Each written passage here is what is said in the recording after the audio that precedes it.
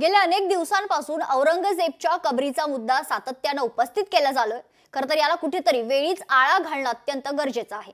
अन्यथा बाबरी सारखं प्रकरण राज्यात घडण्याची शक्यता वर्तवली जाते। त्यामुळे यावर कडक पावलं उचलणं गरजेचं आहे। वळूयात पुढच्या बातमीकडे।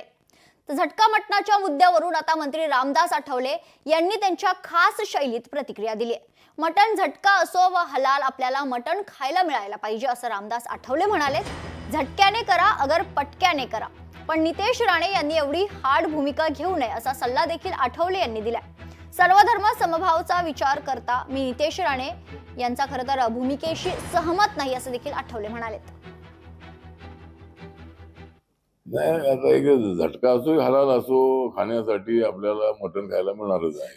त्यामुळं झटक्याने करा की फटक्याने करा, पण ठीक आहे ना। नितीश राणे नौजवान तरुण आहेत, नारायण राणे यांची चिरंजीव आहे, पण तेवढी हार्ड भूमिका घेताय तेवढी घेऊ नये असं माझं मत आहे। ठीक आहे, ते हिंदू आहे, हिंदूंसाठी त्यांनी काम केलंच पाहिजे, परंतु एवढी हार्ड भूमिका घेणं योग्य नाही असं माझं मत आहे। लोकशाही मराठी ऐका, पहा, जागरूक रहा।